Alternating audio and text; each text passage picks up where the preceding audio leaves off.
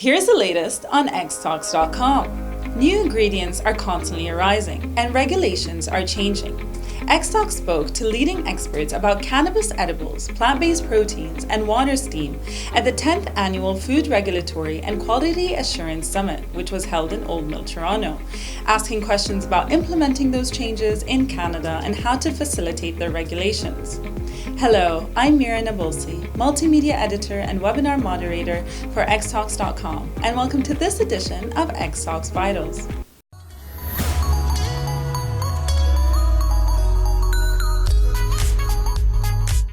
Our featured webinar for this episode is Leveraging Technology and Data to Establish a Virtual Supply Chain. Click the link in the description below to register for this free webinar. The introduction of new ingredients, such as edible cannabis, has raised many questions in regard to changes in regulation in Canada. In October, cannabis edibles were legalized in Canada, and many experts have questions on how manufacturing and delivery processes are being implemented. I spoke with Sarah Zabrowski, partner at Stikeman Elliott, about these laws and regulations. Important to keep in mind that cannabis edibles are regulated as cannabis and not as food. So they're subject to the requirements of the Cannabis Act and regulations, which means if you want to touch cannabis in order to produce an edible, you need to have a license to do so. These are regulated like tobacco products, not like alcohol and not like food. So I think at this point, industry should focus on making a really good product that consumers want and that they will come back for again and again. Shelf space in provincial retailers is limited, so you need to put out a great product that consumers want. Plant-based foods, otherwise known as simulated food products, are another new and upcoming trend that many have been trying to introduce to the Canadian market. There are specific regulations and standards that Canada upholds for those trying to enter the market. Pulse Canada is a company that has multiple goals and visions in mind, two of which is trying to increase the use of Canadian pulses by entering the plant-based industry, but also creating sustainable demand for pulses. Christopher Marangeli from Pulse Canada speaks about these changes at the summit.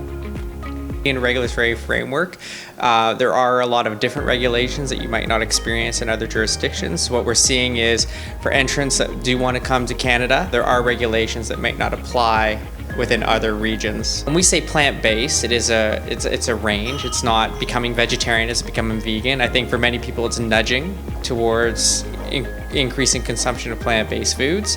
I think it's only going to grow, and I think it's really underpinned by not only the trend around plant-based, but it's also underpinned by this notion around protein and also sustainability. With all those three things working together, I think hopefully the only way to go is up. Meanwhile, at Nestle, protein seems to be an important part of the plant-based industry. Here's what Andrea Papamangeris from Nestle has to say.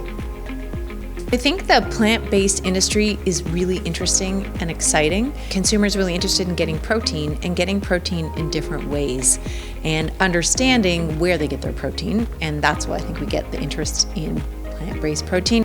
While there are new ingredients being introduced to the market, Shaibal Roy from Spirax Sarco International wants to try and change the perception of steam in the food making industry. He wants others to recognize steam as a new ingredient in order to eliminate contamination within manufacturing processes due to unmonitored steam exposure. Steam is the secret ingredient. So for example, if you look at any packaging for bread, you'll never see steam on it. You might see water, but you'll never see steam. And probably the perception is that because steam comes from the same water, if the water is good enough for the bread, it must be good enough for the steam. So the focus I'm trying to do is to kind of bring attention to the fact that if anything comes into contact with food, it automatically becomes an ingredient. Staying up to date about food regulations and introductions to new ingredients allows the food industry to develop in order to create the best possible developments and processes for both companies and people.